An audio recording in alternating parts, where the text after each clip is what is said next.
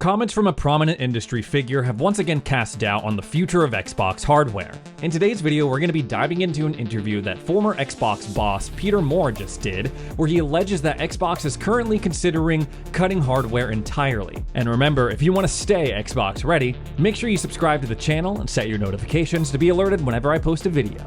Let's discuss. Over the past couple of weeks, there's been a lot of discussion about whether or not Xbox is going to stay in the hardware game, if they're going to have Xbox consoles going forward, or if they're just going to go full game publisher mode and ditch it entirely. The discourse started heating up when they were like, oh yeah, we're going to port former Xbox exclusives like Hi-Fi Rush, Sea of Thieves, Grounded, and Pentiment to Nintendo Switch and PlayStation 5. I've always wondered if Xbox would be interested in doing that, just dropping consoles entirely and just being like, hey, we're a game publisher. But no matter what current Xbox leadership says, more fuel has been added to the fire with this recent Peter Moore interview. Now, chances are you know who Peter Moore is because y'all are longtime Xbox fans like myself, but if you don't know, Peter Moore was basically the Phil Spencer of the mid-2000s. He was the Xbox boss during the 360 generation, he helped us get through the Red Ring of Death fiasco. Overall, he's contributed a lot to the video game industry. And in this interview that he did with IGN, he alleges that shifting consumer behavior and the stagnation of the console gaming market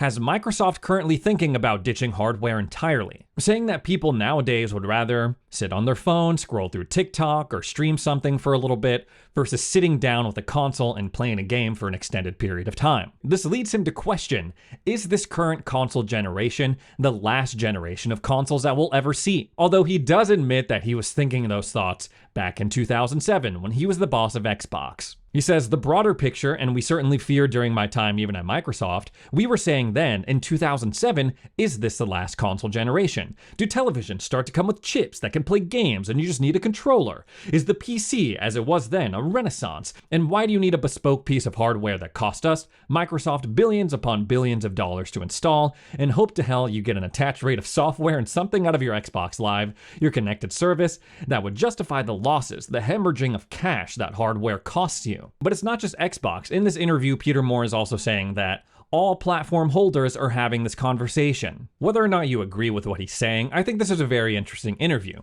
But if you're sitting there and you're like, oh my gosh, are these the last Xbox consoles that we're ever going to see? Is the Series X and S the death of Xbox hardware as we know it? I'm going to pump the brakes on that one a little bit. Of course, I don't work for Microsoft, I don't work for Xbox, I don't know anything about their plans for future Xbox consoles. I'm just going off of what they said. And what they said on the Xbox official podcast just a couple of weeks ago, that big business update that they had, they reiterated that consoles are part of Xbox's strategy going forward. They said that they were going to reveal new consoles at the end of this year that would represent the largest technical leap in a generation. We've also gotten leaks saying that they're going to release a digital Series X sometime in the summer. Of course, Phil Spencer has said some things hardware-wise in the past that haven't really materialized. People are pointing out that back in 2016, he said that Project Scorpio, which later became the Xbox Series X, would support VR, and we all know how that turned out. But I'm willing to give him a pass on that. I think Xbox skipping over VR is the smartest thing that they've done this generation. It's just not as popular as people thought it would be back in 2016. So at least for the near future, I'm pretty sure that Xbox consoles, they're still going to be a thing. Beyond that, I don't know. The generation after that, totally possible that they're like, you know what? We're not doing consoles anymore. We're just doing, I don't know, cloud streaming and third-party stuff. Because at the end of the day, guys, we have to remember, these companies, they're not making video games out of the goodness of their hearts. They're not doing it for the love of the game. Microsoft, Sony, Nintendo, they are a business, and they need to make money in order to continue existing. So let's take a look at the reasons why Microsoft as a business would keep hardware around versus ditching it. In this interview, Peter Moore actually lays out a pretty strong case for businesses to ditch hardware. Typically, people who sell consoles, businesses who sell consoles, with a few exceptions, they don't make money off of selling people a console. Microsoft doesn't make money when they sell more Series X and Series S consoles. It's a pretty well-known fact at this point that they lose money. The console is simply to get you as a customer, you as a gamer, to buy Xbox games. If they are first-party games, they get the majority of that money straight to them. If it's third-party, they get a cut. So the overall goal is not to get you to buy a console. The goal is to get you to buy their games, which is what Peter Moore is referencing in this first part of the interview. He's saying that they're eating billions in losses trying to push these consoles, get people to buy them, and hope that the games that they buy will make up for that. But on the flip side of that, if Microsoft said no more Xbox consoles, we're not doing it anymore, they would need to have a damn good alternative in order to make up for that lost revenue and that lost fan base. Their growth as a publisher on PC and Steam could be one of those reasons. Now that they own Activision Blizzard, that could be another reason. After they closed that acquisition and finally saw how much money it was making them, they're probably like, psh, what? Buying Activision Blizzard gave a boost to our gaming revenue in a way that we haven't seen in years. Way more than we would have made just trudging along, selling people consoles, trying to buckle down on exclusives. And if they actually did the work on cloud gaming, make it so where you can pull out your phone and have a seamless Xbox experience without a console or on your crappy laptop, of course that would more than make up for not having an Xbox console. But the reality is, that is not the case. None of the stuff that I just mentioned is at the point where Xbox can say, you know what, no more consoles. But you better be damn sure that they're thinking of it. Going back to the Activision Blizzard acquisition, when they first announced it, me and many other people were like, oh, they can use this as a way to make the Xbox platform more attractive and sell more Xbox consoles. But looking at it now, it's probably the opposite. They're looking at this thing and being like, whoa, Call of Duty makes a ton of money. Who needs Xbox consoles when he could just get that Call of Duty money? Now, from a customer standpoint, and this can also be a business standpoint as well, fans absolutely want a console option. Consoles represent usually a low barrier entry in terms of price and technological savvy for people to just play video games. You got a large contingent of people saying, oh, you could just play every Xbox game on PC. Why don't you just buy a PC? Well, not everyone wants to deal with buying a PC, especially a good one that can run up and be super expensive. Not everyone wants to deal with like updating their drivers and messing around with their shaders. There's a good amount of people who just want to sit down, plug their Xbox into their TV or monitor, and just play the game. If they ditched hardware, Microsoft, Xbox, they wouldn't be able to reach those types of gamers. And Peter Moore also points out, console market, not really growing. Certainly not in a way that makes people want to be like, oh, let's invest more money in this. The Xbox 360 sold 85 million units. Whoa, that's crazy. As fondly as we look back on it, it didn't even crack 100 million units sold.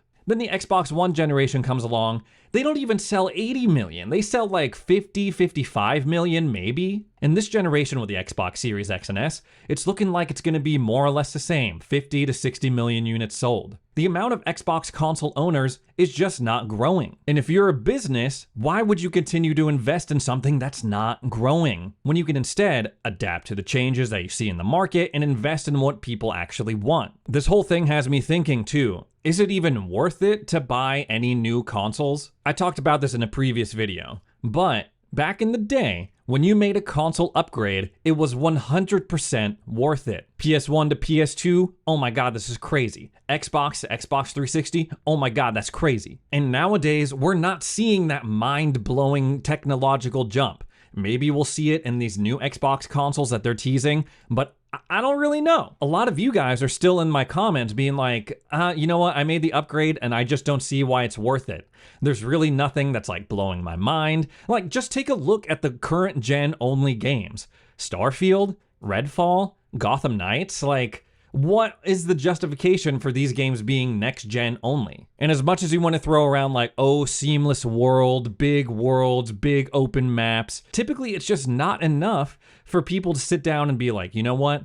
$500, well spent. Glad I made the upgrade. The jump is just not there. It's like, well, we got SSD, we got faster loading times, we got like sometimes better resolution and better frame rates. And it's not just Xbox either, that's over on the PlayStation side as well. Go and watch Video Game Donkey's video about the death of PlayStation 5, and you'll see just a compilation of reviewers talking about games like Spider-Man, Demon's Souls, God of War Ragnarok, and just being like, yeah, I mean, it's more or less the same map, same engine, you know, like slightly better graphics. It's all just like the same stuff that we were playing a generation ago. So with that in mind, I'm really questioning, like, even if they did get rid of consoles, would I miss it? As much as I want to sit here and say, oh, this is nothing, this is something that you should ignore, we're gonna get Xbox consoles this generation, it's very, very, very clear that the video game industry is changing with unknown variables like the rise of AI and video game development, layoffs just spreading like wildfire throughout studios and publishers, constant questions on, is there even going to be consoles anymore? While this generation may not be the last console generation, these Xboxes aren't the last Xboxes that we're going to see. It's clear that going forward, things are going to look a lot different. Unfortunately, it seems that video games are in a very similar spot as film and television. I've made this comparison before, but how many times lately have you gone to a movie theater to see a big budget action film, especially something related to Marvel or DC or any other hero stuff, and walked away disappointed? You've walked away thinking like, man, it really seems like they're out of ideas and they're just kind of like they don't really know what they're doing. They hype this up only for it to be a big disappointment. On top of that, how many box office flops have we seen going back like 6 months? The Flash, Blue Beetle, Marvels. You could probably name like 3 or 4 more. The same could be said with a lot of AAA games that have been coming out recently. These big games, they get hyped up. These companies spend tons and tons and tons of money into marketing them, developing them, only for them to come out and people be like, this isn't so great, and for the sales to flop. And with each one of those flops, every time a game doesn't perform as expected, it's devastating. Especially with the AAA titles, all that money that's spent to develop and market it, it's like they're under so much pressure to perform financially, to sell copies, to get people to subscribe to Game Pass, to ultimately justify Xbox selling consoles in the first place, like Peter Moore is saying. And even when they do sell a bunch of copies, like Spider-Man 2, for example, it's not enough for publishers to stop and say, maybe we shouldn't fire a bunch of people from Insomniac. Video games, movies, television, they're under so much pressure to perform. No wonder these studios aren't willing to take risks. They're just like, you know what? Instead of trying something new, let's do another remake or a prequel or a remaster. Or, you know what? It's a video game. Let's put like a games as a service battle pass situation in it. Let's put microtransactions in it. That worked for this one game that one time and made a bunch of money. Let's try to do that with this game. And as fans, it's starting to get a little whack. Going through the same cycle again. Going through like when a game flops and then the studio comes out and they're like, we're really sorry, we didn't meet expectations, we worked really hard, it won't happen again. And then it does happen again. And us as an audience, us as gamers, we're conditioned to that. We're conditioned to wanting sequels and like playing on nostalgia. As a culture, and not just video games, we usually don't like to give a chance to new stuff that's coming out. Look at the Xbox Partner Showcase. They're like, oh, we're trying new stuff. And people are like, no, we don't want the new stuff. We want the sequel to Ori. We want the third Ori game. We want a Gears collection. We want more info about Fable. Again, another reboot. And it's clear that there needs to be a shift. There needs to be some type of change